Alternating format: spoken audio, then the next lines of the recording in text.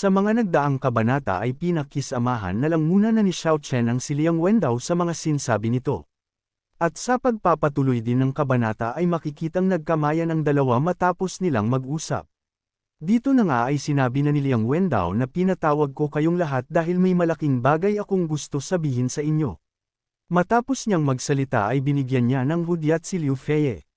Dito nga ay sinabi ni Liu Fei ang plano na si Brother Liang Wendaw at ako mahigit ilang buwan ko nang pinaplano itong major event, 3 buwan na ang nakalipas.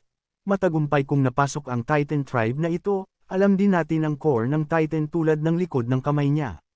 Sa isip-isip naman ni Xiao Chen na tama ang hinala niya na para ito sa Titan core.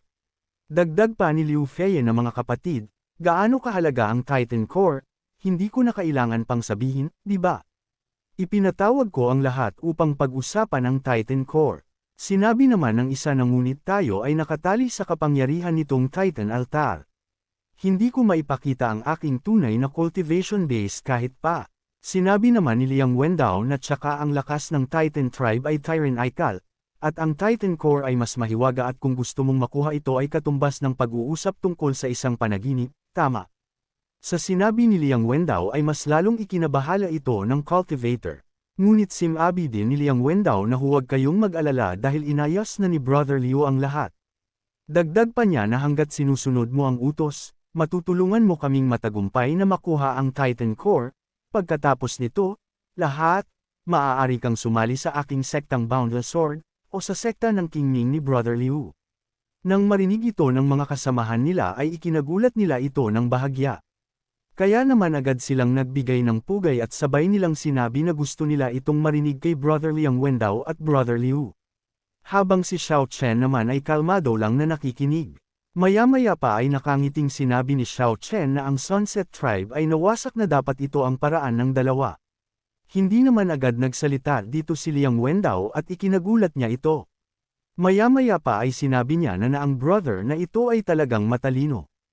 Oo, lahat ng ito ay plano ko at ni Brother Liu. Gamitin ang tribo ng paglubog ng araw upang sa simula ay pahinain ang lakas ng tribo ng Titan, na pinipilit ang tribong Titan na lumabas at dambungin ang mga practitioner upang magparami. Sa parehong oras, gamitin ang 7 hakbang ng paghabol ng kaluluwa upang iwaksi at hayaan ang wuhua na mawala ang pagiging epektibo ng labanan, kasabay nito, napilitang umalis si Wu Ling para maghanap ng panlunas. Sa ganitong paraan, walang sinuman sa Titan tribe ang maaaring magbanta sa aming plano. Natatawa namang sinabi ni Xiao Chen na ito ay magandang plano. Sa loob-loob naman ni Liang Wendaw habang pinagmamasdan si Xiao Chen na ang taong ito ay talagang nakikita ang aming plano ni Brother Liu sa sulyap. Ang lakas ng isip ay napakabihira.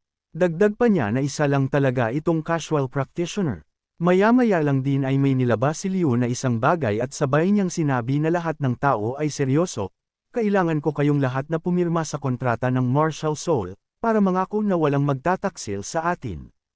Nang marinig ito ng isang cultivator ay agad niyang sinabi na ito ay ganap na imposible. Sa kanyang pagtutol ay agad siyang inatake ni Liang Wendaw na hindi naman niya nagawang iwasan. At dahilan upang unti-unting mawalan siya ng malay. Ilang sandali pa ay tuluyan na nga itong nawalan ng malay. Sinabi nga dito ni Liang Wendaw na lahat, seryoso ang usapin, kailangan mong pirmahan itong Martial Soul contract. Kung hindi, sinabi naman ni Xiao Chen nang makita niya ang ginawa nito na nagagamit pa ng lalaking ito ang kanyang kapangyarihan, parang may dala siyang kayamanan na kayang tiisin ang Titan altar. Natakot naman ang ilang cultivator nang maunawan nila ito kaya naman agad silang pumirma sa kontrata habang nanginginig sa takot. Nang matapos pumirma ang mga cultivator ay agad na lumapit si Liang Wendaw kay Xiao Chen at sinabi nito na brother ikaw naman. Hindi naman nag-alangan si Xiao Chen na pumirma sa kontrata dahil sa kasama ito sa kanyang plano. Dito nga ay natapos na si Xiao Chen sa kanyang pagpirma ng kontrata. At nang makita ito ni Liang Wendaw ay sinabi niya habang natutuwa na ito ay magandang pangalan. Sinabi din niya kay Xiao Chen na brother Xiao, pagkatapos ng bagay na ito, ikaw at ako ay pupunta sa walang hangganang sekta ng espada, at susunod ka sa akin mula ngayon, at iingatan kitang ligtas at maayos. Pinasalamatan naman ni Xiao Chen ang sinabi ni Liang Wendaw. Sa isip-isip naman ni Xiao Chen na kung magtatagumpay ka, gusto ko talagang pumunta sa walang hanggan na sword sect kasama ka. Dagdag pa niya na tutal may isang bagay akong naiwan doon. Maya-maya pa ay sinabi na ni Liang Wendao sa lahat na makinig kayong lahat. Ang susunod nating plano. Sa puntong ang ito ay sinabi na ni Liang Wendao ang pangalawang plano nila. Na ikinagulat naman ng mga cultivator nang marinig nila ang pangalawang plano. Nanatiling tahimik si Xiao Chen subalit hindi siya sang-ayon sa planong ito kaya naman binago din niya ang kanyang plano. Nang makauwi nga dito sina Xiao Chen at Black sa kanilang tinutuluyan, ay agad nilang pinag-usapan ang plano ni Liang at Liu na sabi pa nga ni Xiao Chen kay Black na ano sa tingin mo sa plano nila. Sinabi naman ni Black na kasuklam-suklam at walang iya, lubhang malisyoso. Sinabi naman ni Xiao Chen na bukas, abangan natin kung gaano ito kamura. Mabilis na lumipas ang gabi. Dito nga sa puntong ito ay naglabasan na ang mga cultivator at ang mga titan sa kani-kanilang mga kwarto at bakas pa ang labi sa kanila. Na kahit si Liu ay talaga namang nasobrohan na din kaya naman sumasakit na ang kanyang baywang. Nasabi pa nga niya na ang sakit na ng kanyang baywang, dagdag pa niya na mapahamak na mga barbaro, ngayon ang araw na kayo ay ibagsak. Sa kabilang banda naman sa kwarto nila Xiao Chen at Black, ay agad na pumasok ang magandang Titan at sinabi niya na gumising na si Xiao Chen. Subalit nagkonwaring tulog pa si Xiao Chen sa puntong ito. Pinagmasdan naman ng Titan ang mukha ni Xiao Chen. Kaya naman dahil dito ay namula ang mukha nito sa kagwapuhan ng ating bida. Nasa isip-isip pa nga niya na sobrang gwapo naman ng lalaking ito. At bakit hindi siya nagustuhan ng kapatid ko? Dahan-dahan siyang lumapit kay Xiao Chen upang hawakan ang mukha nito. Dito nga ay nadimpian niya na ang mukha ni Xiao Chen. Na agad namang iminulat ni Xiao Chen ang kanyang mata at mabilis na hinawakan ang kamay nito. Na ikinagulat ng magandang babae. Kaya naman bahagya siyang nahiya dito. Agad siyang nagpumiglas. At lumayo kay Xiao Chen at baka may gawin sa kanya si Xiao Chen. Subalit masayang sinabi lang naman ni Xiao Chen sa kanya na magandang umaga. Nagtaka naman ang magandang babae na kung bakit hindi nagalit sa kanya si Xiao Chen. Habang nag-aayos si Xiao Chen ng kanyang sarili ay sinabi ng babae na sumisikat ang araw, hindi pa naman maaga, tara na, ipapakita ko sa iyo ang paligid ng tribo, para sa susunod na yugto ng panahon, ikaw ay dito sa akin. Sinang-ayunan naman ito ni Xiao Chen ang sinabi ng babae. Agad na silang lumabas at nag-ikot-ikot sa lungsod. Napansin naman ni Xiao Chen ang nagkokumpulang mga titan at ang mga kasama nitong cultivator. Kaya naman sinabi ni Xiao Chen na kung ano ang nangyayari roon. Sinabi naman ng babae o kung tawagin ay Wuke, na ang tribo ng titan ay nagpupunta araw-araw sa Pangangaso sa tigang na kagubatan sa hindi kalayuan. Sinabi din ni Wuke, na ngayon ay oras na upang umalis. Gusto mo bang ipakita ko sa iyo ito? Nakangiti namang sinang-ayunan ito ni Xiao Chen. Bahagya namang nainis si Wuke na sabi pa nga nito kay Xiao Chen na kayong mga tao, bakit kayo nagsasalita ng isang salita sa isang pagkakataon? Hinawakan naman agad ni Wuke, ang kamay ni Xiao Chen at sinabi niya na lumapit na tayo doon. Napansin naman ni Xiao Chen ang mga cultivator na kasama sa plano. Agad din naman na napansin ng cultivator si Xiao Chen. Sa isip-isip naman ni Xiao Chen na sabi pa nga niya na ang plano nila ay nahahati sa 3 hakbang. Naalala nga ni Xiao Chen ang sinabi ni Liang Wendao na ang unang hakbang ay bukas ay mangangaso ang tribong titan sa tigang na kagubatan, ibinaon na natin sa mga halimaw doon ang lason na matagal na nating inihanda. Kung pipilitin natin silang patayin, maaari nating ibigay ang lason sa lahat ng hindi nakikita. Ang laso na ito ay walang kulay at walang lasa, ngunit hindi ito sapat upang banta ang mga titans, ang mas mahalaga ay ang pangalawang hakbang. Wala na lang masabi si Xiao Chen sa plano ng mga hangal. Natuwa naman ang mga titan dahil lumapit sa kanila si Wuke. Nang matapos nilang pag-usapan ang kanilang pangangaso ay nakangiti nitong tinitigan si Xiao Chen. At sinabi niya na umalis na sila at bakas sa mukha nito ang kasiyahan. Makalipas ang ilang sandali sa barren forest, ay nandito na sina Xiao Chen kasama ang lahat at sinabi nga dito ni Wuke kay Xiao Chen na ang tigang na kagubatan ay lubhang mapanganib, at maraming mga hayop na maihahambing sa pagtatanim ng emperador, ngunit huwag mag-alala, o protektahan kita. Kinilig naman si Black at sinabihan niya si Xiao Chen na narinig mo ba ang sinabi niya na paprotektahan kanya. Subalit sinabihan siya ni Xiao Chen na manahimik ito. Maya-maya pa ay pumasok na nga sila dito habang nasa likod lamang si Xiao Chen. Maya-maya pa ay nakarating na sila sa mataas na bangin.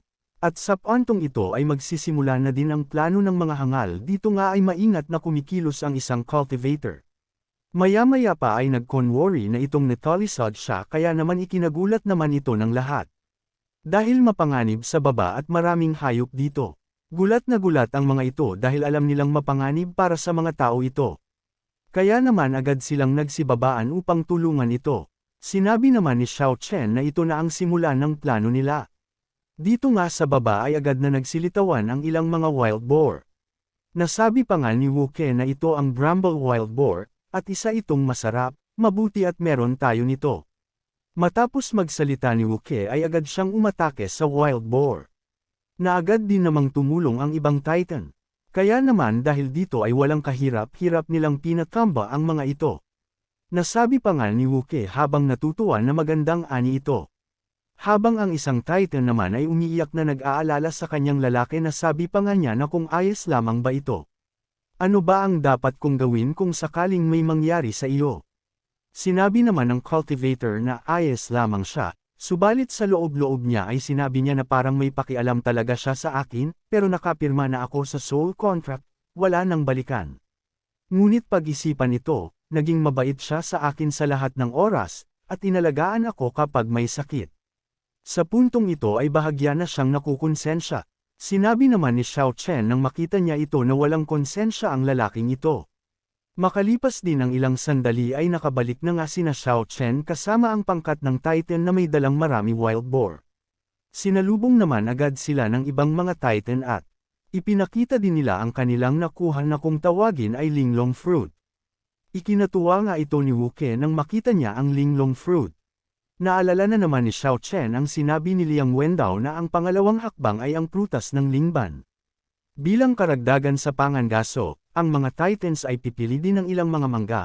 Nakahanda na ang prutas ng lingban. Kailangan lang natin silang akitin para mamitas. Kapag ang prutas ng lingban ay pinagsama sa lason, maaari itong sumabog sa isang toxicity na maihahambing sa Jedi Heavenly Poison. Sa puntong ang ito ay natuwa si Liang Wendao na sabi pa nga niya na tapos na nilang mailagay ang formation. Subalit ikinagulat niya ito nang lumabas ang pilar na walang anumang bakas ng galos. Nasabi pa nga niya na imposible ito, wala man lang galos ang pillar. Agad din niyang nilabas ang kanyang espada na sabi pa nga niya na kung ganun ang espadang ito ang gagawa. Subalit nang atakehin niya ito ay nagkaroon lamang ng malakas na pagsabog. Ngunit walang naging epekto ang kanyang ginawa. Kaya naman nasabi na lang niya na anong uring pilar ito, bakit hindi man lang magasgasan kahit kaunti. Napansin naman ni Xiao Chen ang isang cultivator na malubha na ang kalagayan nito. Maya-maya pa nga ay bigla na lang itong napasukan ng dugo. At biglang bumagsak kaya naman ang partner niyang Titan ay umiiyak sa pag-aalala sa cultivator. Sinabi naman ni Xiao Chen nang makita niya ito na ang lalaking ito, ngunit hayaan na lang natin siyang mabuhay sa likod. Lumapit naman sa kanya si Wu Ke at sabay na sinabi nito na sa loob ng 2 oras, magdaraos kami ng sakripisyong Titan, gusto mo bang makita ito? Sinabi naman ni Xiao Chen na narinig ko na ang ritual ng Titan ay napaka-misteryoso, natural na gusto ko itong makita. Ikinatuwa naman ni Wu Ke ang pagsagot ni Xiao Chen na sabi pa nga niya na sa wakas, hindi ka na nagsasalita ng isang salita sa isang pagkakataon. Agad niyang hinawakan din ang kamay ni Xiao Chen. At sabay na sinabi nito, pero bago ang lahat kumain muna tayo. Mabilis na lumipas ang 1 oras. Dito nga ay nakahanda na ang lahat upang simulan ang ritual. Nagkasalubong naman sina Xiao Chen at Liang Wendao at nagkatinginan ang dalawa.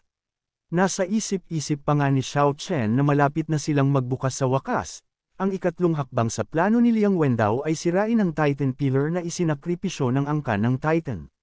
Para sirain ang Titan Pillar, ginamit pa ni Liang Wendao ang makalangit na 9th grade family secret treasure. At, sa panahong ito, alam din ni Liu na nasira ang Titan Pillar noon, hanggat ang mahinang punto ay tumpak, maaari itong sirain. At ang Titan Pillar ay mahalaga sa Titan Tribe, kapag nasira ang Titan Pillar, magagalit ang Titan Tribe. Kapag nangyari iyon, sasabog ang lason sa kanilang mga katawan. Napansin naman ni Xiao Chen ang pinakamagandang babae sa Titan tribe na nasa malapit sa pilar nakaupo. Maya-maya pa ay nagsimula na ang ritual. Kaya naman ang mga Titan ay agad na sinimula ng kanilang ritual.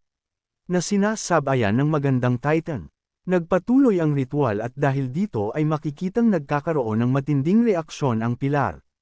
Agad naman na nagbigay din ng hudyat si Liang Wendao sa kanyang mga kasamahan na ito na ang oras. Agad niyang nilabas ang kanyang espada na nababalutan ng matinding aura, at mabilis na lumipad patungo sa pillar upang magsagawa ng kanyang plano. Nang makalapit nga siya ay walang pag-aalinlangan niyang inatake ang pillar. Dahil nakarating ka na sa part na ito ay inaanyayahan kita na pindutin ang like at mag-subscribe at i-on ang notification bell. At kung gusto mo naman na suportahan ng matindi ang bidang hangal na ito ay maaari mo ding pindutin ang super thanks sa ibaba para mas lalong ganahan ang hangal na ito.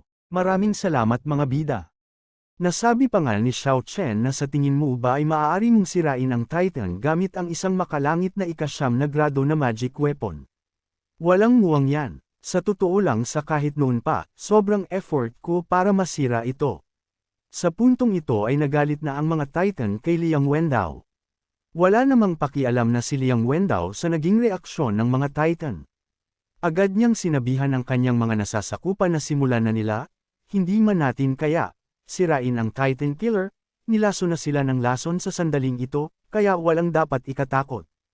Agad na naglabas ng kani-kanilang mga espada ang mga nasasakupan ni Liang Wendao. At agad na nag-seal iPad patungo kay Liang Wendao ang mga ito. Napansin naman ni Liang Wendao na hindi sumama sa kanila si Xiao Chen. At makikitang nananatili ito sa baba na parang hindi sumunod sa kanya. Kaya naman sinabihan niya ito na Brother Xiao Chen, ano ang ginagawa mo? Sarkastiko naman siyang sinagot ni Xiao Chen na kung nasa lugar ba ito para utusan ko ano ang gagawin ko. Sinabi naman ni Liang Wendao na kahit pa ilagay mo ang plano namin. Naalala din niya na pumirma si Xiao Chen ng martial soul contract. Ito ay napaka-imposible. Agad naman na lumapit si Xiao Chen at humarap kay Liang Wendao. At sabay niyang sinabi na tama ang hula mo. Sinabihan ko ang Titan tribe sa mga plano mo matagal na ang nakalipas. Ikinagulat naman ito ni Liang Wendao na sabi pa nga niya na imposible ito. Sa kanyang galit ay agad niyang nilabas ang martial soul contract. At sabay niyang sinabi na pinirmahan mo ang kontrata ng kaluluwa, hindi mo ako maaaring suwayin.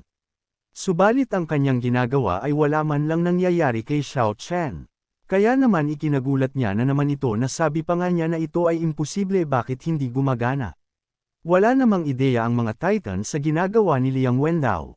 Nagsalita naman ang magandang Titan na itigil na ito, hindi mahikig pumatay ang mga Titan. Dagdag pa niya na hahayaan kita kung susuko ka lang at bibitawan mo ako. Napangiti naman si Xiao Chen na sa isip-isip pa nga niya na ang babaeng ito ay bahagyang mahusay. Sinabi naman dito ni Liang Wendao na hindi, huwag muna isipin iyon. Sinabi din niya na sa tingin niyo wala akong magagawa di ba? Xiao Chen, kahit na hindi ko alam kung paano mo iniwasan ang martial soul contract. Hindi mo talaga akalain na ganun lang kasimple ang pagsigaw ko. Bahagya namang napaisip si Xiao Chen dahil may laman ang sinasabi ni Liang Wendao. Binigyan naman ni Liang Wendao ng hudyat si Liu Sinyalas na simulan na nila ang kanilang formation. Nang masimulan na nila ito ay lumabas ang malaking matang formation. Sinabi nga ni Liang Wendao na ang mahusay na formation na ito bilang condensed ng aking nakatatandang kapatid na may dugo sa kanyang ulo. At ang mata ng formation na ito ay ang mga Cyclops. Nang marinig ito ng mga Titan ay ikinagulat nila ito. Sa puntong ang ito ay napasuka na lang ng dugo ang magandang Titan. Hindi pa naman tapos ang ginagawa ni Liang Wendao at sinimulan na naman ang kanyang pagpapalabas ng Cyclops. At dahil dito ay unti-unting namumuo ang tinatawag ni Liang Wendao na Cyclops. Maya-maya pa ay ramdam na ng mga Titan ang paglabas ng Cyclops. Ilang sandali pa ay sumambulat ang malaking Cyclops sa harap ng mga Titan. Sa pagkakataong ito ay nanghina ang mga Titan sapagkat pinipigilan nito ang kanilang kapangyarihan. Sinabi naman ni Liang Wendao na ang tanging natural na kaaway ng lahi ng Titan ay ang mga Cyclops. Na pinipigilan sila ng bloodline ng Cyclops, ang mga Titans ay naghihintay lamang sa kamatayan. Ipinagtaka naman ito ng magandang Titan na sabi pa nga niya na ang Cyclops ay matagal nang nawala, paano mo nagawa ito. Sinabi naman ni Liang Wendaw na pagkalipol, 100 taon na ang nakalilipas. Ako, ang walang hangganang sekta ng espada, ay nagsimulang mag-cultivate ng mga Cyclops, para mapuksa ang iyong Titan tribe. Kahit na ang Cyclops ay hindi pa perpekto, at hindi ko nais na gamitin ito, ngunit parang sapat na ito. Tinignan naman ng magandang Titan si Xiao Chen at bakas sa mukha nito na humihingi ng tulong. Subalit hindi niya ito masabi kay Xiao Chen sapagkat nahihiya siya sa kanyang ginawa kay Xiao Chen. Pinagmasdan din naman siya ni Xiao Chen at alam din niya ang naramdaman nito. Tinanong naman ni Black si Xiao Chen na kung bakit natatakot ang mga Titan sa Cyclops na ito. Ipinaliwanag naman ni Xiao Chen na ang tribo ng Titan at ang mga Cyclops ay mula sa iisang angkan. Ipinanganak ng sinaunang higanteng hayop na Pit-Ian at mga tao. Ang Pit-Ian ay ipinanganak ng langit at lupa, at malaki ang katawan. Mahilig siyang kumuha ng anyo ng tao at gusto niya ang mga babae. Paminsan-minsan, ninanakawan niya ang mga babaeng tao, ngunit hindi pa rin niya magawang magparami ng supling. Hanggang minsan, si Pit-Ian ay nagsuot ng isang supremo ng tao, sa wakas ay ipinanganak ang tribong Titan at tribo ng Cyclops. Minana ng mga Titan ang pisikal na katawan ng mga Pit-Ian, at ang mga Cyclops ay nagmana ng kaluluwa at likas na supernatural na kapangyarihan sa mga Pit-Ian. Sinabi naman ni Black nang marinig niya ito na ang sinasabi mo ba. Agad naman na sinabi ni Xiao Chen na tama ang inisip mo, kaya ang Cyclops bloodline ay maaaring masugpo sa isang tiyak na lawak, hanggang sa punto ng pagkontrol sa Titan tribe. Lamang, ang mga Cyclops ay nawala ng walang bakas daan-daang taon na ang nakalilipas. Hindi ako makapaniwala na ang walang hangganang sword sect ang nagpalaki sa kanila. Sinabi naman ni Black na ang isang ito ay napakabagal. Sinabihan naman siya ni Xiao Chen na hindi yan totoo, ang bilis ng Cyclops ay mas mabilis pa sa iniisip mo. Bahagya namang napapaisip si Black sa sinabi ni Xiao Chen.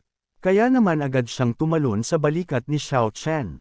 At nang mapansin naman ito ni Xiao Chen ay sinabihan niya si Black na gusto mo ba itong subukan? Mabilis namang sumagot si Black na oo, gusto ko itong subukan.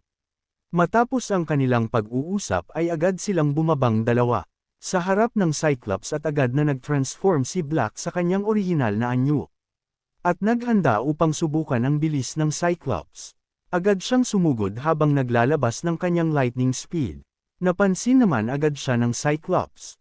Nang makita naman ito ni Liang Wendaw ay sa isip-isip pa nga niya na sigurado, maiiwasan din ng lalaking ito ang kapangyarihan ng Titan Altar, buti na lang, nagawa ko ito ng magandang plano, kung hindi, mahihirapan ako. Nang makalapit ng bahagya si Black ay naghanda ang Cyclops. Nang kanyang gagawing atake na agad namang napansin ni Black, na ikinagulat pa nga niya dahil sobrang bilis nito.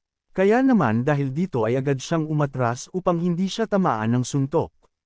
Nang makababa ay agad niyang hinanda ang kanyang atake.